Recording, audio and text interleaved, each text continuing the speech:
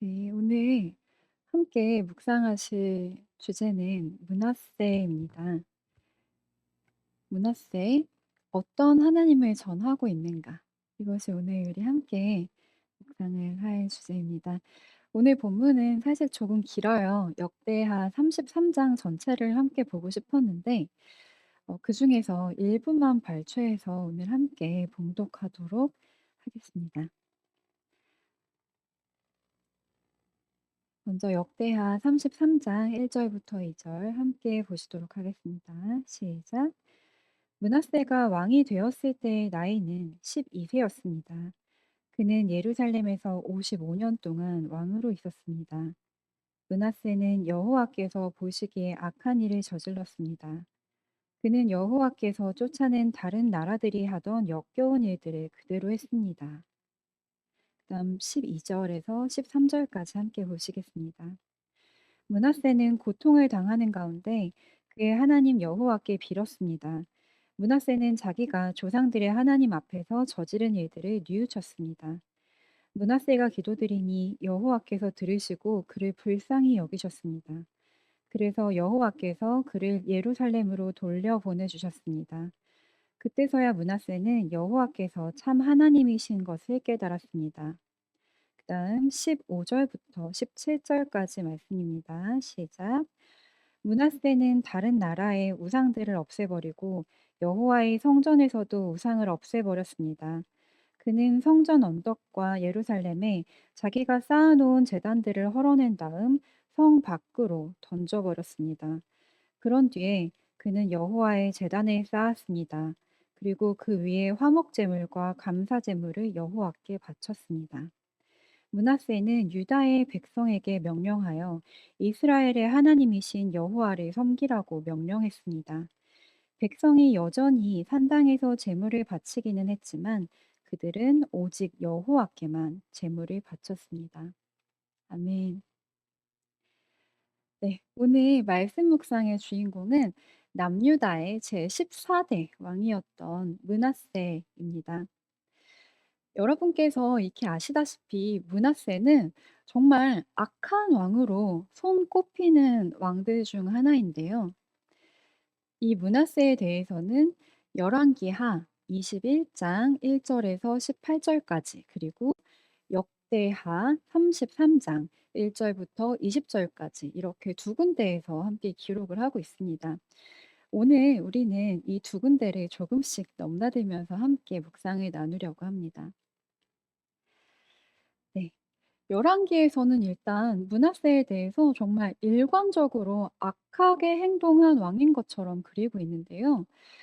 그런가 하면 반면에 역대하에서는 조금 다른 모습을 함께 보여주고 있는데요. 역대하 33장의 구조를 한번 분석해 보면요. 먼저 1절부터 10절까지에서는 므낫세가 행한 악한 일들에 대해서 자세하게 기록하고 있습니다. 그는 12살에 아버지 히스기야의 뒤를 이어서 왕위에 오른 다음에 하나님 보시기에 정말 악한 일들을 행하였다라고 기록하고 있습니다. 그는 아버지가 전부 없애버렸던 그런 산당들을 다시 만들었고요. 전국적으로 우상 숭배를 부활시킨 아주 악한 왕으로 그려지고 있습니다.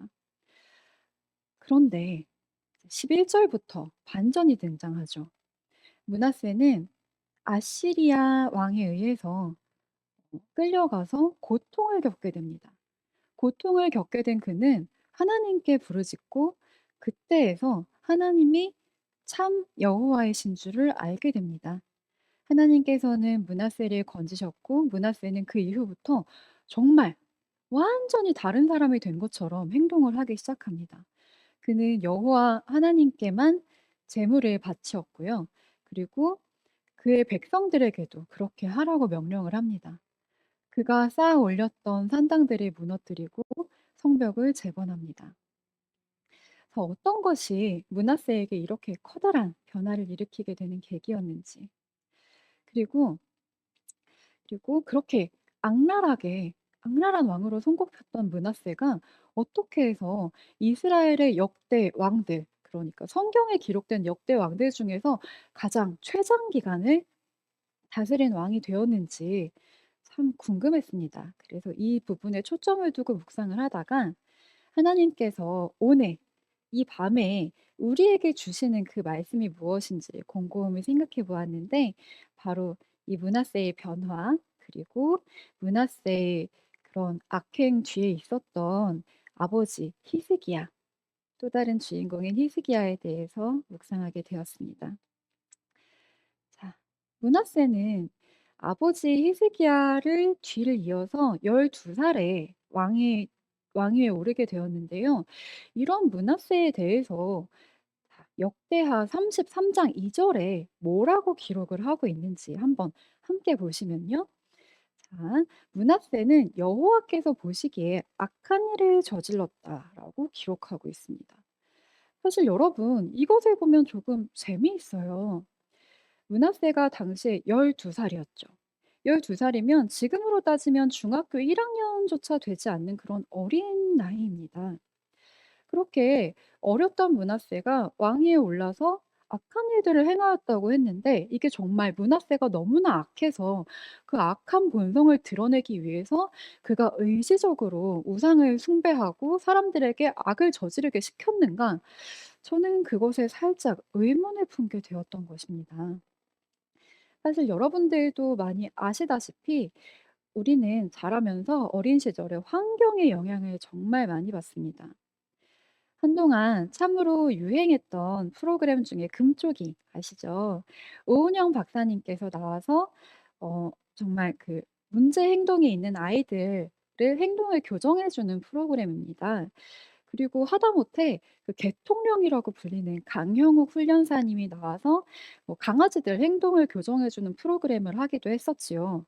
근데 사실 아이들이 문제여서 그리고 강아지들의 행동이 문제여서 나왔는데 이 프로그램을 보다 보면 정말 결정적으로 항상 그 배후에 뭐가 있었는가 하면 그 보호자들, 그들을 양육한 사람들, 그리고 그 아이들의 환경이 아이들의 문제 행동을 만들었고 그것을 강화시켰던 것이었습니다.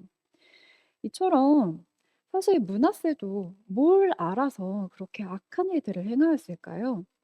결국 저는 이 므낫세가 어떤 환경에서 자라났는지를 우리가 먼저 살펴봐야지 이 므낫세의 변화에 대해서도 이해할 수 있을 것이라는 생각을 하게 되었습니다. 그렇다면 이제 두 번째 숨은 주인공인 히스기야에 대해서 한번 알아보아야 하겠지요. 자, 히스기야가 말년에 큰 병을 얻게 되었습니다. 하나님께서는 므낫 아 하나님께서는 히스기야가 죽을 병에 걸렸고 "너는 이제 죽을 준비를 하여라." 하고 예언을 내리셨어요.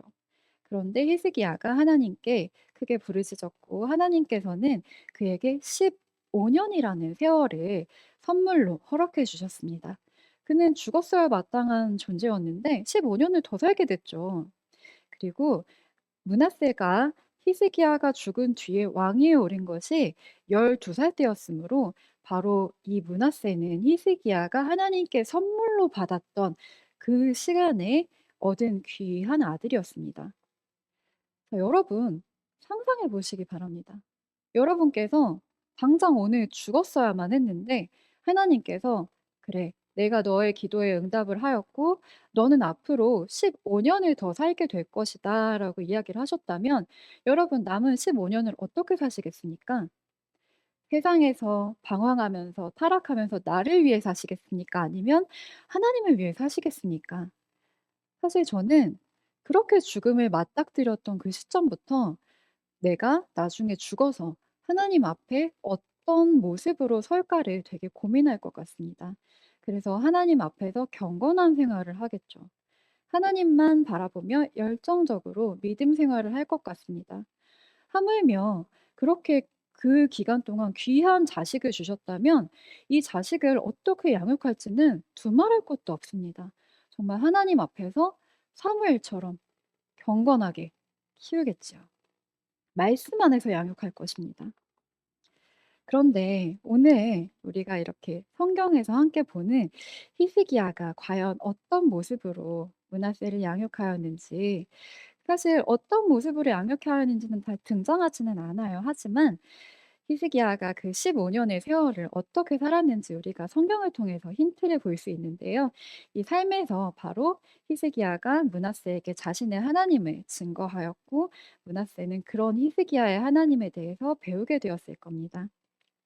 자, 히스기야가 전한 하나님의 모습이 어떤 모습이었는지 우리 함께 표를 보시면서 이야기해 보도록 하겠습니다.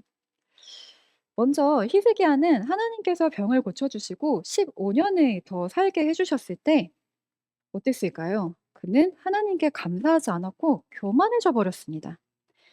하나님께 감사를 드리지 않아서 한번 혼이 났죠. 그다음에 히스기야는 회개를 하였습니다. 회개를 한 다음에 하나님께서는 히스기야에게 정말 큰 축복을 허락하셨어요. 남은 연한 동안 온갖 부귀 영화를 누리게 하셨고 많은 재산을 주시고 하는 일마다 잘 되게 하셨습니다. 이 일들이 어찌나 기이했는지 바벨론의 지도자들이 사신을 보내어서 대체 무슨 일이 일어나고 있는지 알아보려고 할 정도였습니다. 하나님께서는 이때 히스기야가 어떤 태도를 보이는지 지켜보고 계셨지요. 자, 히스기야가 이 바벨론의 사신들에게 어떻게 했을까요? 그는 지금이라도 하나님의 놀라우신 솜씨에 대해서 그분의 위대하신 힘에 대해서 찬양을 했어야만 마땅했을 것입니다. 하지만 히스기야는 이번에도 교만해진 마음을 버리지 못했어요.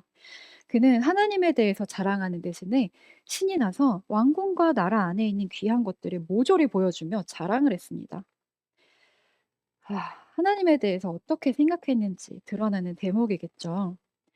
이런 모습에 예언자 이사야가 와서 자손들이 포로로 끌려가서 바벨론의 내시가 될 것이라고, 그리고 왕궁에 있는 것들을 싹 다 빼앗길 것이라고, 그리고 이것이 여호와의 말씀이라는 이야기를 전하였습니다. 하지만 이때 히스기야는 이때조차도 이 말을 흘려버립니다. 이유는 역대하 20장 19절에 등장하는데요. 함께 보시겠습니다. 18절과 19절을 함께 띄워드렸는데 이곳을 보시면 이유가 되게 어이가 없죠. '내가 왕으로 있는 동안에는 평화와 안정이 있겠지.' 하고 생각한 것입니다. 저는 이것을 보고 너무나 충격적이었어요. 여러분은 충격적이시지 않습니까? 세상에 어떤 부모가 나 때까지는 잘 먹고 잘 살 수 있지만 내가 죽은 이후에 나의 자녀가 나의 죗값을 치러야 하고 평생 채권 추심을 받으면서 빚쟁이들한테 떠밀려서 도망 다니면서 빚을 갚아야 한다 하면 '그래. 나 때는 괜찮으니까 뭐 어떻게든 되겠지.' 하고 이렇게 안일하게 생각하겠습니까? 자녀를 사랑하는 부모라면 그런 말을 할 수 없을 것입니다. 그때라도 엎드려서 부르짖으면서 "모든 저주를 제게 돌리소서. 저의 자녀만은 지켜 주세요." 이러겠죠. 여기서 히스기야가 므낫세를 어떻게 어떤 태도로 양육했는지 우리가 힌트를 얻을 수 있는 것입니다. 그리고 므낫세가 히스기야에게서 어떤 하나님에 대해서 배웠을지 알 수 있는 대목입니다. 므낫세가 배웠던 하나님의 모습은 잘못된 모습이었어요. 므낫세가 보았던 하나님은 자비가 없는 분이실 겁니다. 왜냐하면 므낫세는 잘못하지 않았어요. 아직 너무 어렸죠. 히스기야가 잘못했어요. 아버지가 한 잘못을 아버지에게 돌리지 않고 자녀에게 갚으시는 정말 불공평한 하나님 님이십니다. 그리고 히스기야가 아무리 하나님을 이용하고 버리고 무시하고 해도 하나님은 그를 내버려 두시는 것처럼 보였을 겁니다. 그게 무능하게 보였을 수 있겠죠. 근데 이런 하나님이라면 과연 므낫세 입장에서는 자기 자신을 온전히 내어 맡길 수 있는 그런 든든하고 능력 있는 하나님이셨겠습니까? 그리고 나뿐만이 아니라 백성들에게 이런 하나님을 믿으라고 강력하게 이야기할 수 있었겠습니까? 저 같으면 아니에요. 저 같으면 이런 하나님 대신에 나를 이런 잔혹하고 때로는 무능력한 하나님에게서 지켜줄 다른 신들을 데리고 왔어야만 했을 겁니다. 자, 이처럼 므낫세는 히스기야에게서 잘못된 하나님을 증거하여 전달받았고 그런 잘못된 하나님을 믿게 되었고요. 그래서 하나님과 멀어지는 죄를 저지르게 되었습니다. 그리고 그가 왕이었기에, 그가 리더였기에, 그가 사람들을 이끄는 사람이었기에, 영향력이 있었기에 다른 사람들 역시 죄의 길로 이끌게 되었습니다. 자, 우리는 어떤 자리에 있든지 인간은 사회적인 존재이기 때문에 여러 사람들에게 영향력을 미칠 수밖에 없습니다. 우리가 믿는 것은 우리의 말과 행동, 그리고 우리의 분위기를 통해서 상대에게 영향을 미치게 됩니다. 내가 어떤 하나님을 믿느냐에 따라서 상대가 내가 믿는 하나님에 대해서 전달받게 됩니다. 그가 만약에 하나님을 잘 모르는 사람이었다면 내가 왜곡된 하나님을 전달할 때 그는 그 왜곡된 하나님이 온전한 하나님인 것처럼 믿고 하나님에게서 멀어지는 그런 큰 일이 벌어질 수도 있다는 것이지요. 이래서 우리는 항상 경계해야 합니다. 내가 하나님에 대해서 올바로 알고 있는지, 내가 믿고 있는 하나님이 왜곡된 모습은 아닌지 항상 경계해야 하는 것입니다. 이것을 점검하기 위해서 그리고 경계하기 위해서 제가 4가지 팁을 한번 꼽아 봤는데요. 첫 번째, 우리는 인간입니다. 그래서 우리가 크신 하나님을 모두 내가 스스로 다 알 수 없다는 것을 인정하셔야만 해요. 그래서 항상 하나님에 대해서 더 알아가려는 태도를 가져야 합니다. 때로는 내가 믿는 하나님과 저 사람이 말하는 하나님이 다를 때 '저 사람은 우상을 섬기고 있어. 내가 아는 하나님만이 진짜야.'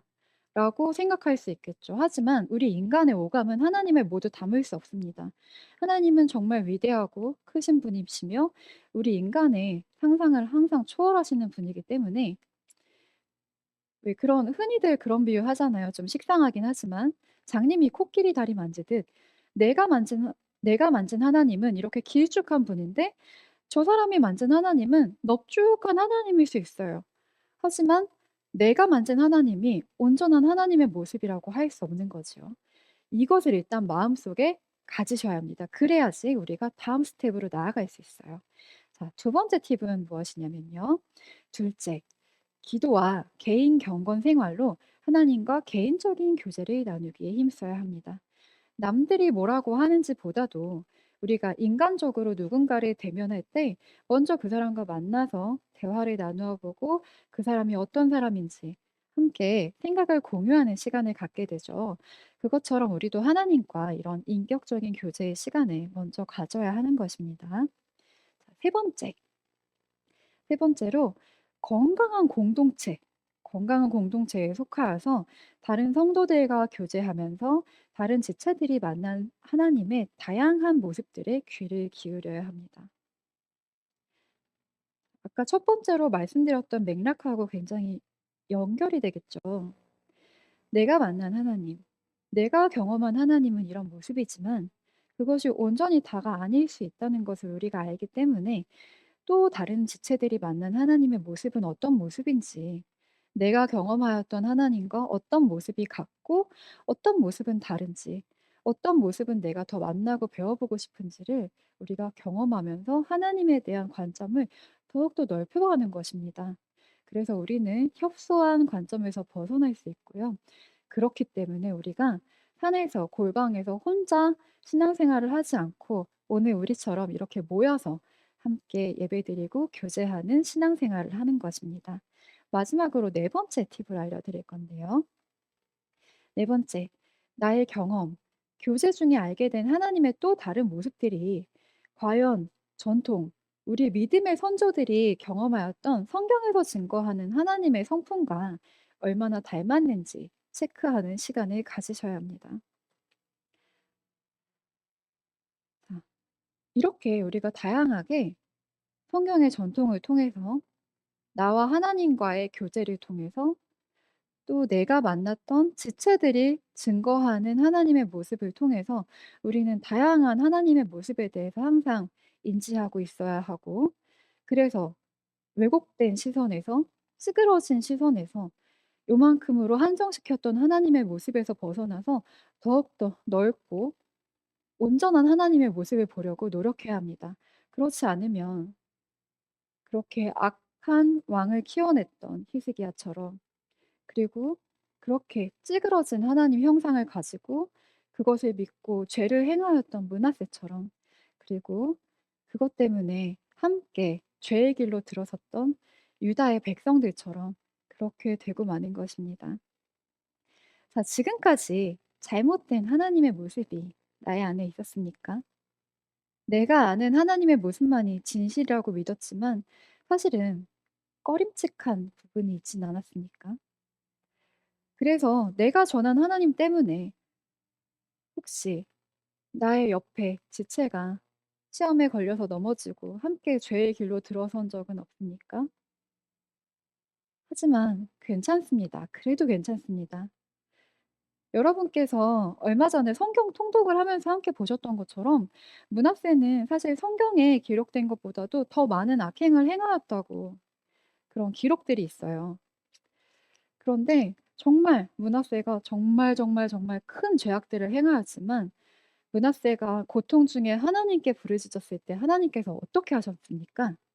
하나님께서는 마치 기다리셨다는 듯이 므낫세의 고통에 응답하셨습니다. 그를 구원하셨고요. 그에게 조건 붙이지 않으셨습니다. "네가 예전에 그런 죄들을 지었으니까 이거 네가 죄를 회개하고 그것을 보상하고 나면 내가 도와줄게."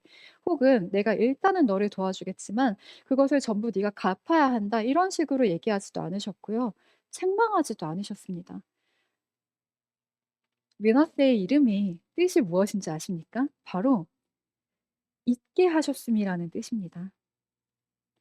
하나님께서는 이전의 죄를 기억하지 않으십니다. 하나님 앞에 온전히 회개하는 자의 죄를 기억하지 않으시고요. 이전에 죄되었던 나의 삶을 잊게 하시는 분이십니다. 므낫세가 그렇게 죄악의 길로 행하였지만 돌이켜서 정말 새로운 삶을 살게 하셨고 유다의 역대 왕들 중에서 가장 긴 기간 통치하게 하셨고, 그리고 정말 그 역사 속에 있는 다윗이나 솔로몬, 히스기야처럼 선한 왕이었다고 하는 자들 역시도 그들이 죽을 때쯤 돼서 말년이 참 좋지 않았는데요. 이 므낫세는 기록에 그러지 아니하였습니다. 그는 하나님께로 얼굴을 한 이후부터 정말 일관되게 하나님을 섬기다가 하나님 곁으로 떠난 것으로 묘사되고 있습니다. 이처럼 하나님 앞에 용서받을 수 없는 죄는 없고요. 돌이킬 수 없는 죄도 없고 잊지 못할 삶도 없습니다. 여러분, 이렇게 하나님을 경험하시면서 참 하나님을 알게 되고 이전에 왜곡된 삶에서 벗어나서 죄의 길에서 하나님의 길로 돌아서는 우리 복된 삶을 사시는 남양주 만나의 성도 한 사람 한 사람 되시기를 주님의 이름으로 축복합니다. 함께 기도하시겠습니다. 하나님 아버지 감사합니다.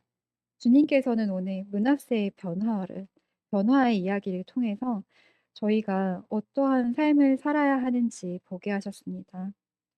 므낫세는 그의 아버지 히스기야를 통해서 잘못된 하나님의 이미지를 전달받았습니다. 그는 하나님에 대해서 알지 못하여 범죄하였고 정말 끔찍한 죄들을 저질렀고 본인뿐만이 아니라 백성들까지 죄를 저지르게 하였지만 하나님께서는 그가 돌이키게 하셨고 그가 돌이킨 이후에는 그의 죄를 기억하지 않으셨습니다.